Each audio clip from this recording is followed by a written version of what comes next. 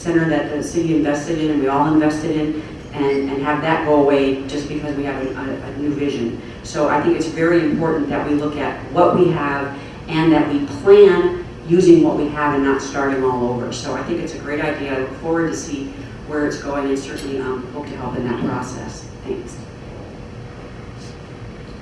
Vision Fairbanks, I went to the final meeting of Vision Fairbanks, and it's a wonderful plan.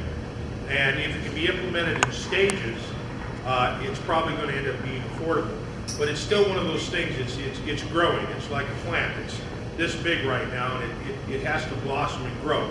So there's going to be a lot more information coming to the public on this, and I'm sure coming to city government.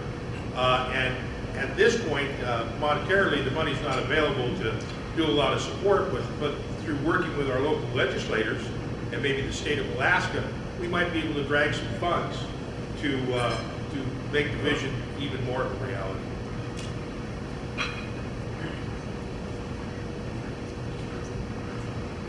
Other questions? Now, I have a question. I sort of have developed minimal high regard for the top-down, large visionary project funded by government. Because what that has done is led to long periods of time with big open spaces in downtown Fairbanks together with big park, windy, cold parks that used to be used by the homeless and now largely are used by nobody. My concern is that in these big visionary projects, top-down always, we ignore the fact that there's many things we could do to assist the private organizations, the small property owners.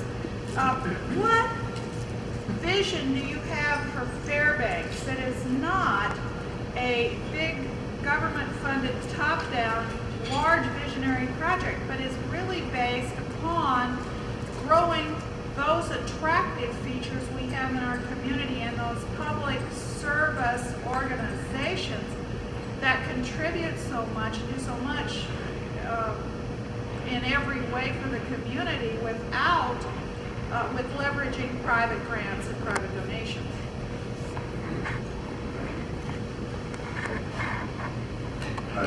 Yes, I'm glad you asked the question, because when I look at the Vision Fairbanks, and it's kind of hard to get it in the first shot there, the thing that's absent in that process is what happens to the neighborhood. So a few weeks ago, I was invited to, along with other candidates, to go out to the Corinthian Baptist Church and see the installation of Pastor Justice.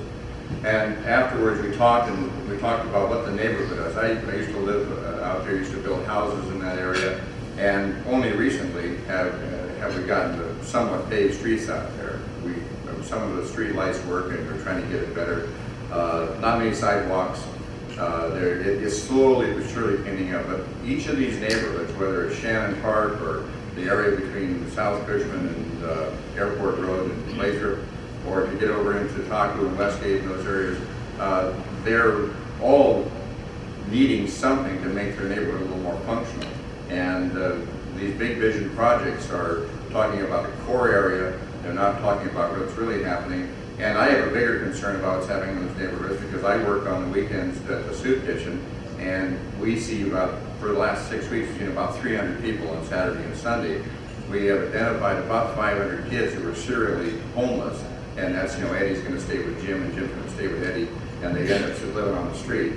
And this is a real problem in our community, and these kind of programs, Vision Fairbanks, for all the good that it proposes, for all the happy, smiley faces it brings about, it does not address any of those social consequences of what's happening in the community. And as mayor, what I would do is try to bring some kind of community council together that would have representatives selected, and do this on a regular basis, perhaps monthly, to meet with the various elements of the community so they can talk about what they need, not what we think they need.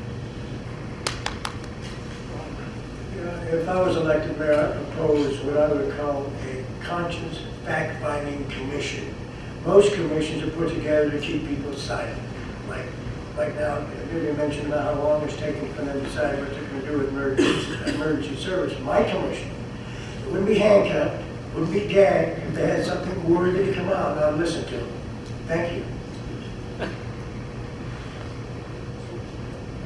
About 5 years ago, as the executive director of United Way, we were approached by law enforcement, social service agencies in the community to look at a federal program called Weed and Seed. And it's funded by the Department of Justice. And we secured funding for a grant for that in a footprint of our community. The police identified the area of Fairview Manor, the movie theater, the library, down Call Street, all the way down to Wilbur Street, so on First Avenue and back up Airport Road. And the whole idea behind Weed and Seed is neighborhood revitalization and communities taking back communities. And so with the federal funding, a dedicated police officer has been assigned to that area.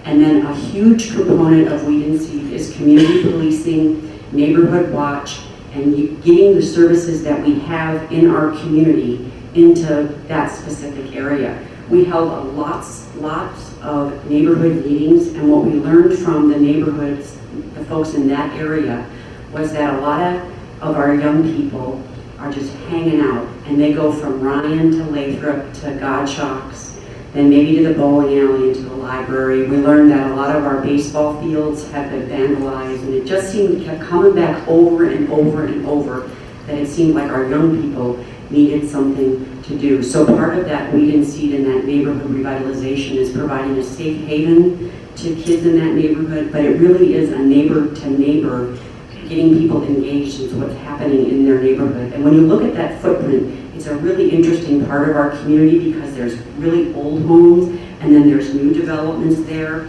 and there's folks that rent out their homes that no longer live here, but they rent them out. So we think that when we come to the end of our 5 years with this program, we're going to see a lot of big success when it comes to lower crime, and a lot more folks happy with their neighborhood and people engaged with their neighborhood. So it's a really exciting project, and we're hopeful that this will be our first opportunity, and then we'll throw that into other neighborhoods in our community. Thanks. When it comes to our neighborhoods, the infrastructure of the city is paramount, and that would have a lot to do with drainage on roads, etc., and well done. If I am correct, when neighborhoods want things like sidewalks or lighting, they actually bond for that. In a neighborhood, I believe I'm correct, they can be asked to bond for that additional cost. And I know that we need a lot of work on the sidewalks. I take a walk from my shop and I walk up to City Hall, and I'm walking up these huge curbs that are hard for me to get up and down on. And I think that's important. I think that we have strong neighborhoods in our downtown area. I've been to some zoning meetings at the borough, and people are willing to rally. And part of the Vision Fairbanks is to get neighborhood input. No one is going to take eminent domain and take anyone's home out of the downtown area. It is to encourage and link our neighborhoods to the downtown businesses. That is part of that plan. And how do you do that? Well, for one, Cowles is one of my little pet things. You have that neighborhood, I live on that side of Cowles, toward the Carlson Center. Well, you know, you can let your kid go across Cowles. I mean, Cowles is heavily traveled, and it's fast moving. One of the solutions may be to kind of link that back instead of it being like a delineation between the downtown and that other half of the neighborhood that's on the other side of Cowles. You put in stop signs to slow the traffic and crosswalks. So we're not talking in these plans to disregard our neighborhoods, certainly not. And the grant money for policing is awesome. I know that Chief Hoffman has spent a lot of time and gotten grants, and he's brought on officers that get in a position where they actually pay for themselves in what they're doing. So we have a lot of opportunity. We're not forgetting. I will not forget about the neighborhoods. I love our neighborhoods. That is, you know, people say, what makes Alaska or Fairbanks special? It's the people that live here, that are downtown, are regulars, your shopkeepers.